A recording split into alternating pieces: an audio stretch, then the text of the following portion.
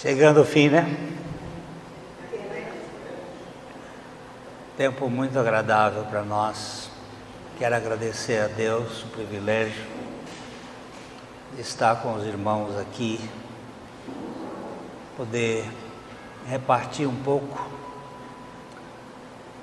do tanto que Deus tem na sua palavra, que é inesgotável. Eu quero agradecer as pessoas que nos acolheram, trataram com o Hildo e comigo. Nós somos muito gratos por esse tempo. É muito precioso o convívio com vocês. Já fazia tempo que a gente não vinha por aqui. Estava com saudade de muita gente, conhecendo agora um outro grupo. Jesus começou a imprecar, isso é isso, a falar duro contra umas cidades. Ele falou muito duro contra Corazim, Betsaida e Cafarnaum, cidades da Galileia, onde ele conviveu muito. E ele diz que naquelas cidades ele realizou muitos milagres, mas eles não se arrependeram. E ele diz assim: ai de ti Corazim e ai de ti Betsaida. Betsaida é a cidade de Pedro, de André, de João.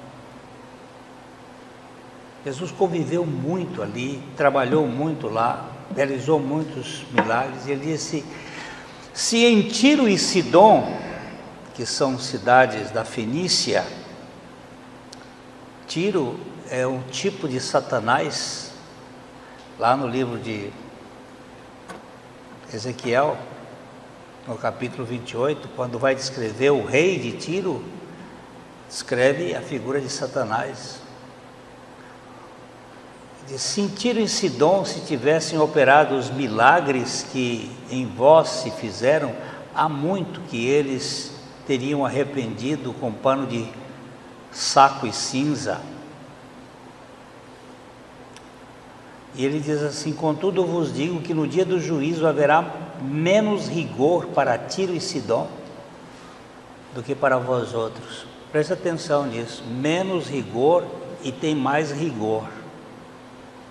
Menos rigor para aqueles que não ouviram e não conheceram, mais rigor para aqueles que conheceram e ouviram, mas não se arrependeram. Sem dúvida, lá no inferno tem caldeira mais quente, porque se é mais rigor, menos rigor. Aí ele vira-se para Cafarnaum, que foi a cidade onde ele mais esteve. Ele disse: tu, Cafarnaum, elevar-te-ás porventura até o céu? A ideia satanista de querer tocar o céu lá dos igorates, da Babilônia, da Babel, fazer a coisa. Você quer chegar para o céu? E ele diz: descerás até o inferno, porque se em Sodoma se tivessem operado os milagres que em ti se fizeram, teria ela permanecido até o dia de hoje. Depois ele diz: digo-vos, porém, que menos rigor haverá no dia do juízo para com a terra de Sodoma do que para contigo.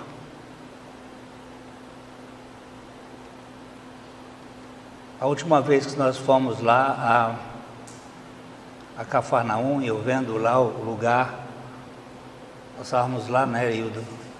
Eu olhei aquelas ruínas da sinagoga de Cafarnaum, disse: aqui o Jesus falou, Jesus fez tanta coisa, está lá acabada. Aí Jesus começa a gemer assim, por aquele tempo Jesus exclamou. A palavra exclamar aqui é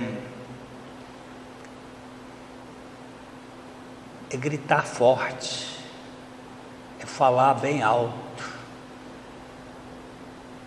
É aquela mesma palavra que ele fez quando Lázaro estava morto. Lázaro! Sai! Ele começou a falar alto e dizendo assim: graças te dou, ó Pai, Senhor dos céus e da terra, porque ocultaste estas coisas aos sábios e instruídos e as revelaste aos pequeninos. Graças te dou, ó Pai, porque tu ocultaste essas coisas aos que acham que sabem, e tu revelaste aos pequeninos. Sim, ó Pai, porque assim foi do teu agrado. Tudo me foi entregue por meu Pai. Ó como ele está dizendo aqui. Tudo me foi entregue por meu Pai. Ninguém conhece o Filho senão o Pai. E ninguém conhece o Pai senão o Filho e aquele a quem o Filho quiser revelar. Toda vez que você lê os ninguéms e os todos na Bíblia, você preste bem atenção nisso, porque é ninguém mesmo e é todo mesmo. Aí Jesus faz um convite. Ele disse: vinde a mim. Vinde a mim quem? Todos. Todos quem? Todos os que estão cansados. Cansados e sobrecarregados. E eu vos, ou eu lhes aliviarei. Aí ele diz uma coisa: tomai sobre vós o meu jugo, a minha canga, e aprendei de mim, que sou manso e humilde de coração, e achareis descanso para a vossa alma, porque o meu jugo é suave e o meu fardo é leve. A gente antigamente, quando ia falar sobre casamento, dizia: vou falar para os cônjuges. O que são cônjuges? São aqueles que estão debaixo da mesma canga, do mesmo jugo. Estão unidos na mesma, há uma união aí, na mesma canga. Aqui não tem mais carro de boi, não tem? Só tem trator, né? Nós estamos na civilização, mas o boi tinha uma canga que se puxava ali, né?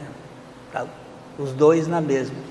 Teve um lugar que ele disse assim: ó, vem a mim para a minha canga, tomai sobre vós a minha canga, o meu jugo. Qual é o jugo? Qual é a canga que Jesus e eu tivemos juntos? Qual é a canga onde nós estivemos juntos? Na cruz. Há uns par de anos atrás, estava lá em Brasília e Me apresentaram um irmão, eu disse, muito prazer, meu irmão, conhecê-lo. Ele disse, mas eu já lhe conheço, pastor. Eu digo, de onde o senhor me conhece? Ele disse, lá da cruz. Lá nós estávamos juntos, né, pastor? Eu digo, é verdade. Lá na cruz nós estávamos juntos. Estava Jesus, você e eu, nós estávamos lá. Isto chama-se união, é a grande obra de Cristo. Um cidadão chegou para mim e disse assim, Glênio, o que significa para você ser um cristão? Eu sou ateu. O que é um cristão?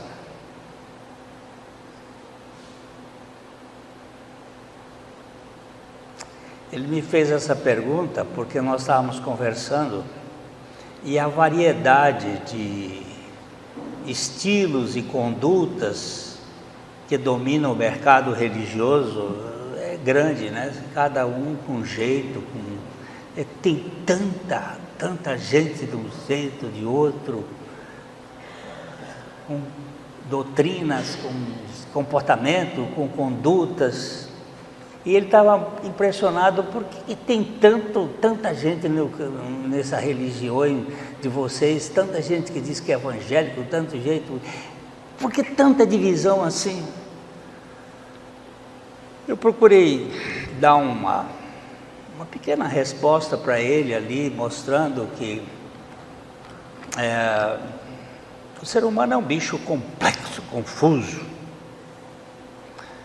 e nós somos uma raça caída, completamente corrupto, desesperadamente perverso, e que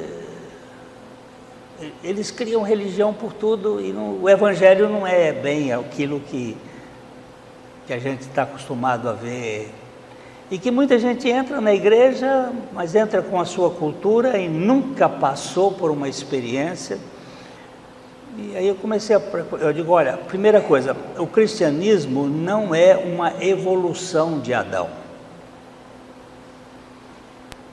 Você não tem que pegar um Adãozinho que nasceu lá na sua casa e botar numa escola dominical e vai achar que ele vai virar um cristão.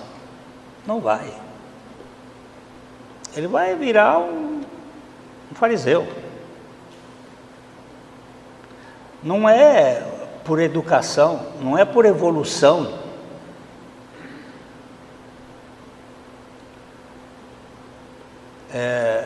Não se trata de aperfeiçoar aquilo que a Bíblia chama de homem velho. Não tem. Não tem jeito. Eu levei o menino para a igreja e depois ele se desviou. Na igreja não tem salvação.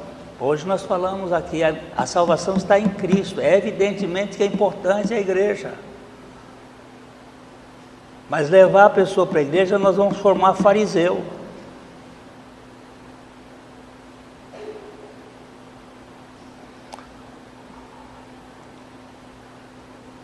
Não é uma espécie de homem civilizado, culturalmente, bem preparado. A gente tem tanta gente na igreja que é tão bom, é gente culta, preparada, tá? Mas não é uma nova criatura.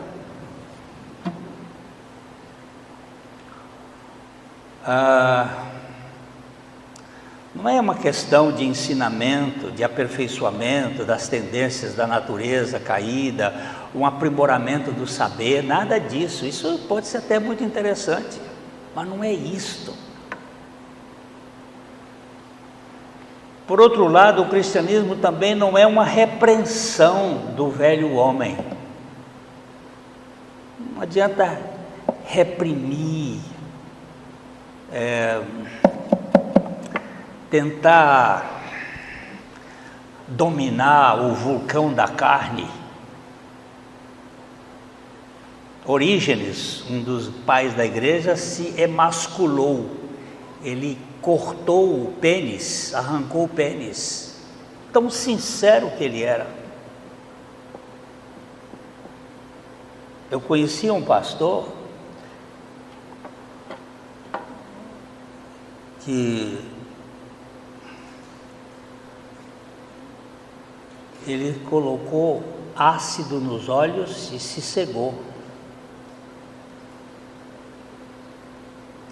Porque ele não podia ver uma mulher, ele ficava louco e ele disse, não, eu vou acabar com esse negócio.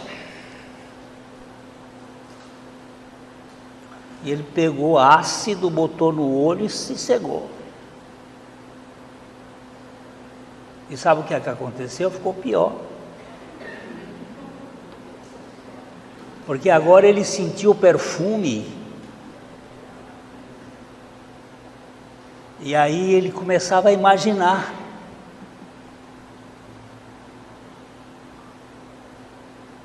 E aí ele foi estudar Braille, e ele foi para poder estudar, ler a Bíblia e ler as coisas. Ele estudou Braille lá no Rio de Janeiro. E um dia ele estava lendo lá Romanos 6, e aí quando ele chegou no versículo 6, ele disse que passou o dedo e disse, sabendo isso, que o nosso homem velho foi com ele crucificado.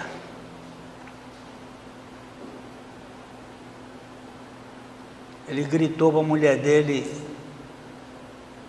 pega a minha Bíblia do meu tempo, quando eu era vidente, que eu enxergava, vê se esse texto está marcado. Ela foi, pegou e disse, está marcado sim. Ele disse, eu nunca li esse texto. Porque às vezes a gente lê a Bíblia, mas não leu, não veio. Não é repressão, não precisa se cegar, não precisa se emascular.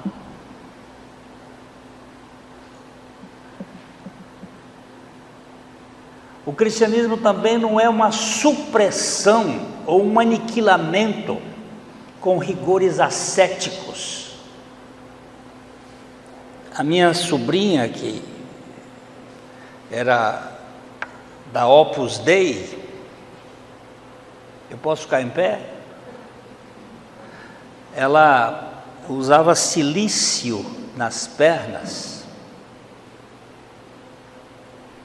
para apertar. Ela tomava banho gelado, se penitenciava, aqueles rigores ascéticos para suprimir o homem velho. Muito sincera.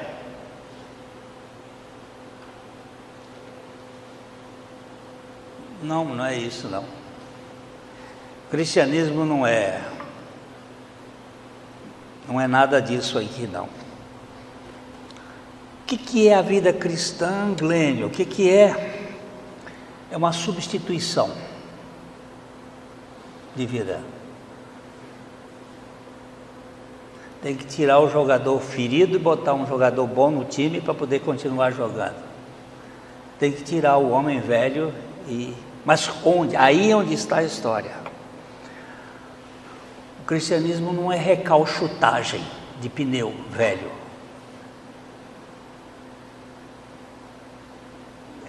Dá muito certo, César, recalchutar pneu? Meia boca, né? Meia boca.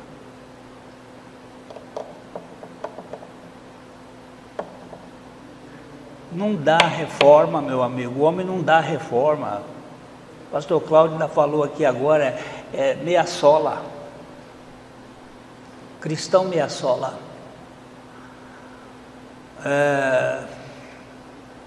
O cristianismo é uma coisa, é mudança total. E Jesus disse assim, venham a mim, vocês, que já fizeram tudo, e estão cansados e sobrecarregados, eu vou aliviar vocês. Mas não esqueça, toma a minha canga, pega a minha cruz.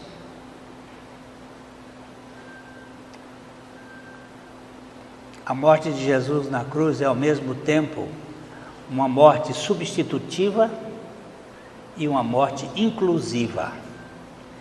Ele morre em meu favor, mas ele me faz morrer juntamente com ele, para que ele seja a minha vida.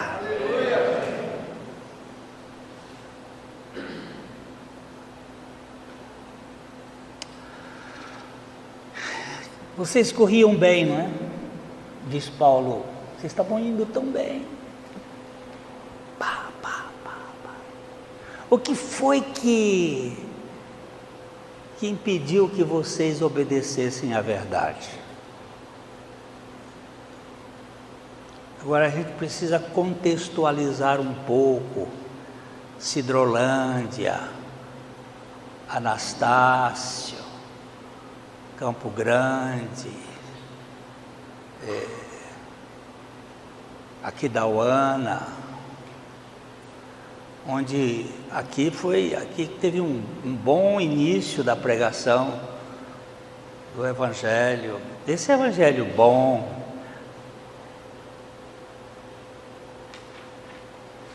Mas de repente começam a aparecer uma série de coisinhas.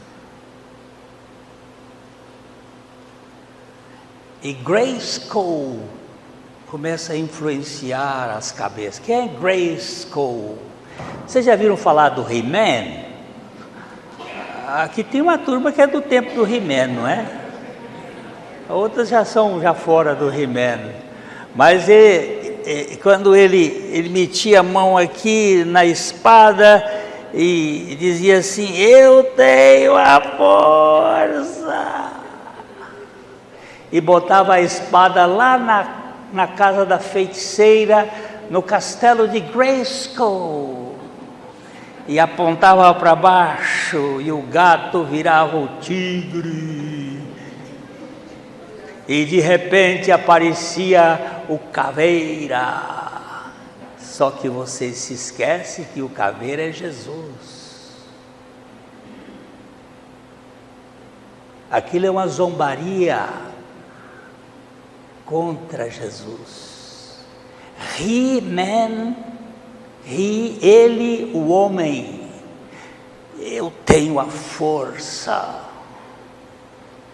eu sou onipotente, eu sou o poder da feitiçaria, da farmaquel, que hoje está dominando o mundo, é a farmaquel. A farmácia, com as suas drogas, com as suas poções, negando até mesmo a ivermectina, que é uma porção que funciona, para poder ganhar tutu dos idiotas. Mas isso é o poder, eu tenho a força. O meio evangélico hoje está sendo dominado pelos poderes latentes da alma. Se vocês gostarem de ler livros, eu sei que tem muita gente que tem preguiça de ler, né?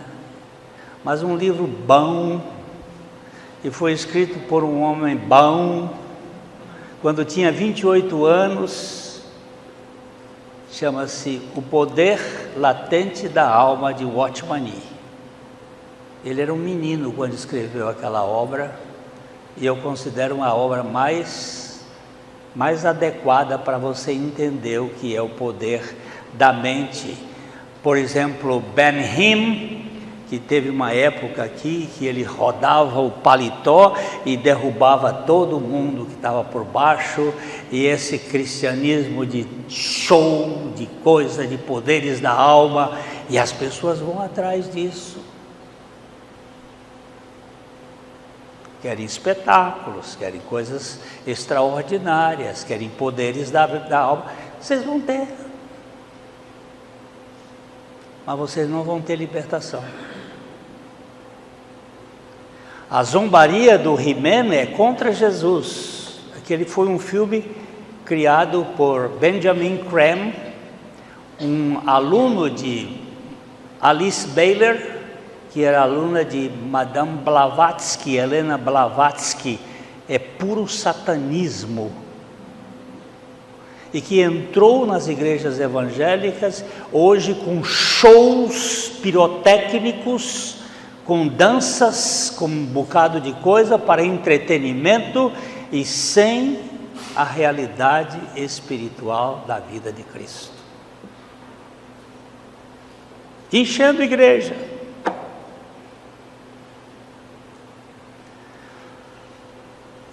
Enchendo e fazendo coisas que... E as pessoas vão, e vão mesmo. Agora, o que é o cristianismo, meu povo? O que é ser uma nova criação? Isso é um milagre. Não mais eu, mas Cristo vive em mim. Muitos confundem uma vida íntegra, uma vida religiosa ativa, com a legítima vida espiritual. Eu fui pregar aí no estado de São Paulo, aí a família, olha, meus filhos estão todos na igreja. Um toca violão, o outro toca guitarra, o outro, olha, eles são todos envolvidos na igreja. Ah, que bom, não é? Que bom. Eu acho isso uma beleza. Depois, todos estavam na boate, no final da noite. Um pé numa canoa, outro na outra. Mas eles são jovens. O jovem também tem que ter uma vida social. Tá bom. São jovens.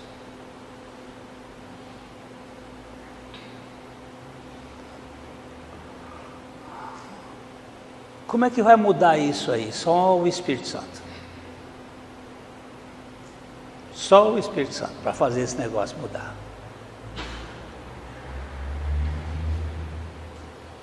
Não é comportamento, meus irmãos. Saulo era íntegro.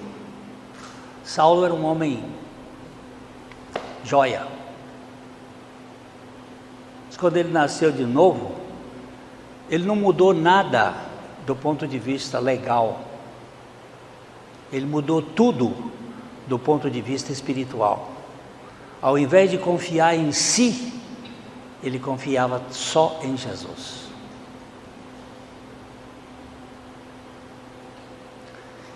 Então nós estamos vivendo num momento que é muito importante. Eu não creio, pode ser que eu esteja errado, que nós temos mais 10 anos de terra. Não creio que nós vamos ter mais tempo. Eu estou dando 10 para arrebentar o bico do balão aí.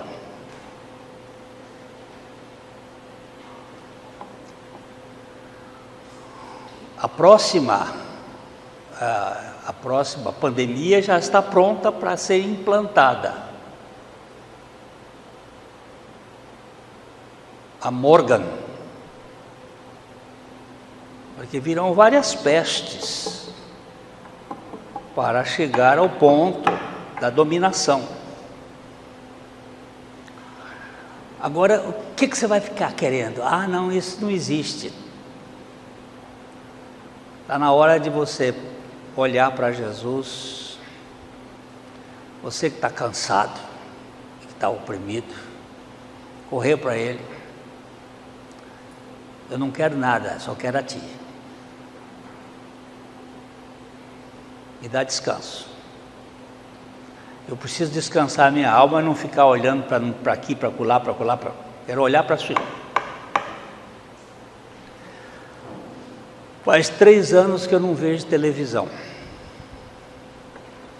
Não vejo mesmo.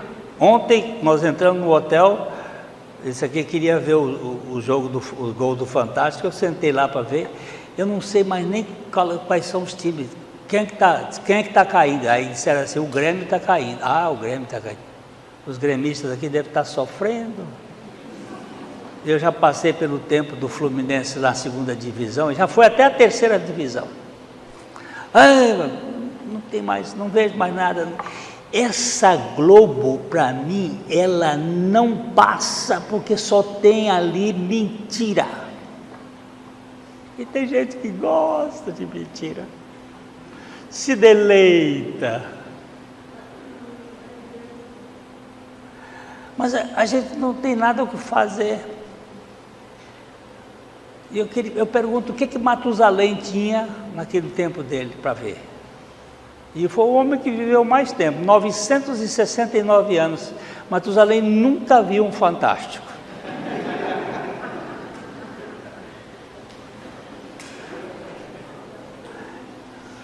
E viveu feliz. E não tinha nem Bíblia para ler. Hoje nós temos um povo que está precisando de alguma coisa. Oh, meu Deus, o que o Senhor vai fazer com a gente? O que significa ser uma nova criatura?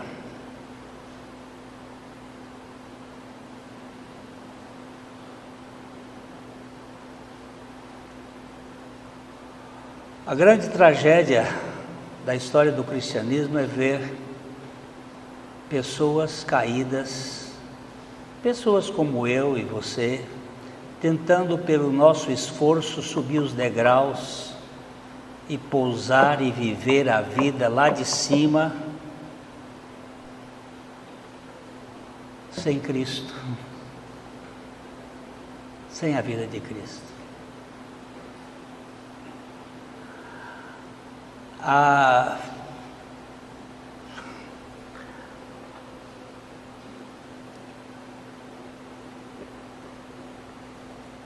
Eu vou contar para vocês. Vou ter que expor isso aqui. Em 2013 eu tive um câncer de próstata. Nós éramos 7 pastores lá na nossa igreja. Quando souberam que eu estava com um câncer, o velho vai morrer. E quem é que vai substituir? Quem é que vai ficar no lugar dele? E começou a disputa.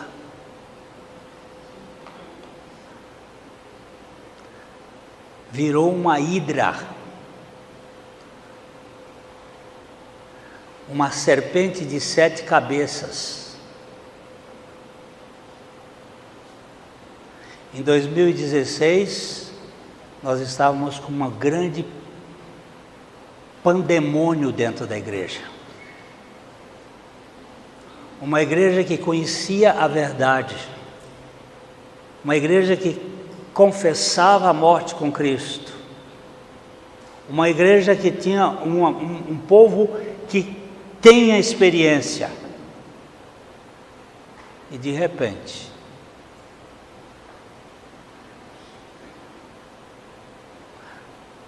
as coisas vão mudando. E Deus teve que fazer uma reviravolta. Eu quase morri.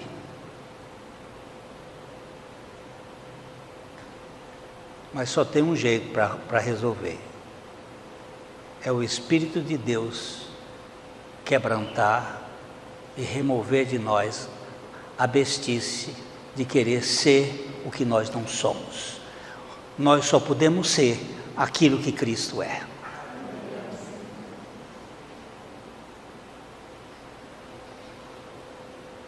Esse congresso está sendo importante,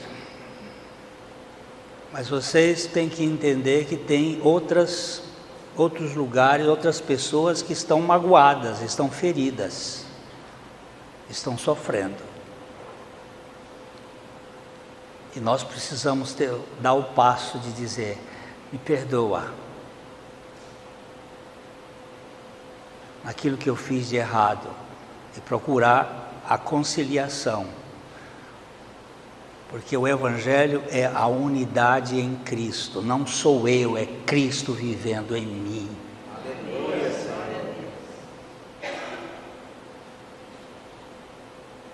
Nós temos que continuar a pregar esse Evangelho enquanto a gente tem tempo, para que outras pessoas sejam alcançadas.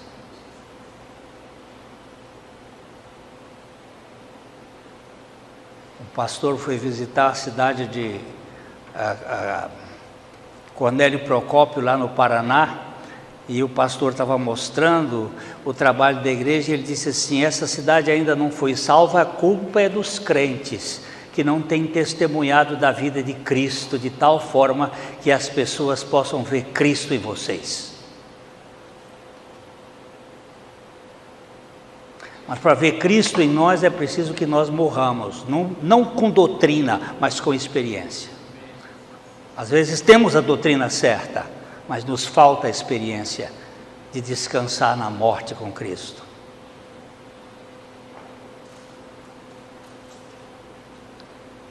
A gente tem problemas nos casamentos, e os casamentos têm problemas, e olha, eu não sei quantas vezes eu pensei em divorciar da minha esposa.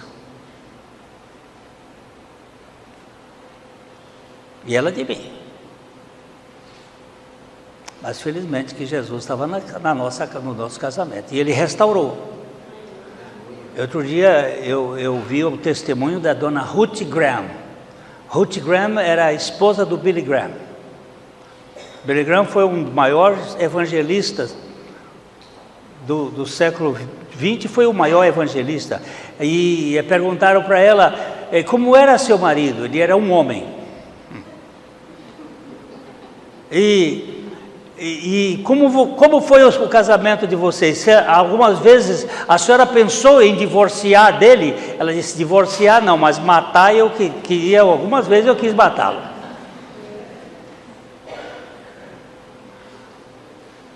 Mas Jesus vem para matar a gente, para a gente poder viver com gente que a gente não consegue viver. Então, eu estou falando aqui agora, assim, vocês corriam bem, né? Agora, o que impediu que continuasse a obedecer à verdade? Está no tempo de... Senhor, eu estou morto para a opinião de quem quer que seja.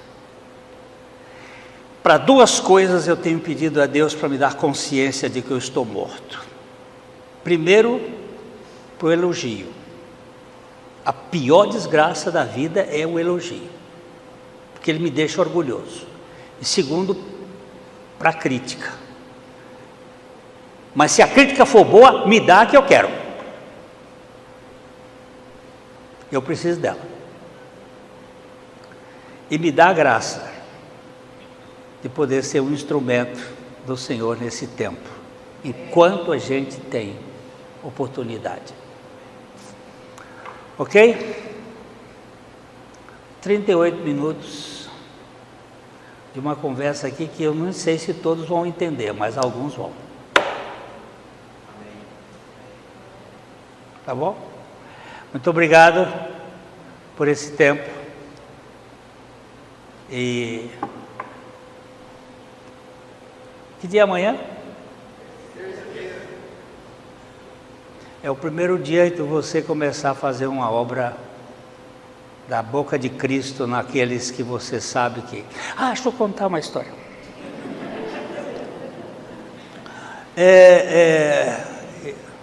Lá no Paraguai, a gente faz... Eu já estou no 18º Congresso no Paraguai. E um dia nós estávamos só com pastores. Pastor é um grupo que sofre demais. Eles são muito solitários, não têm companheiros. Se ele fala para um, leva pedrada de um lado. É uma turma que sofre muito. E nós estávamos conversando com uns 150 pastores, e um que foi missionário lá no Paraguai, um americano, ele disse... eu me aposentei e eu disse: Deus, eu certamente eu feri algumas pessoas, ou voluntariamente ou involuntariamente. Eu feri alguns irmãos.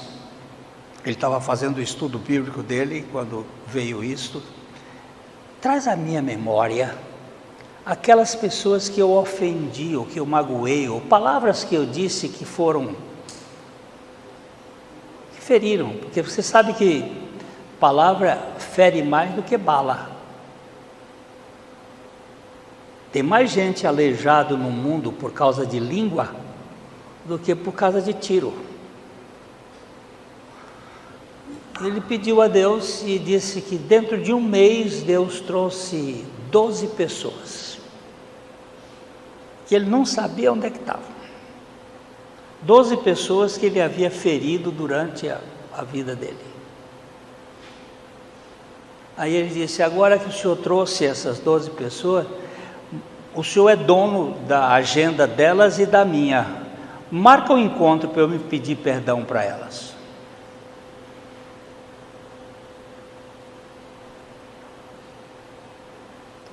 Ele disse: em 6 meses, nos lugares mais improváveis. Alguns eu encontrei num aeroporto, num país, num outro país, outro eu encontrei num shopping, outro eu encontrei num restaurante. Encontrei todos os 12 e pedi perdão a todos eles. E foram restauradas as nossas relações.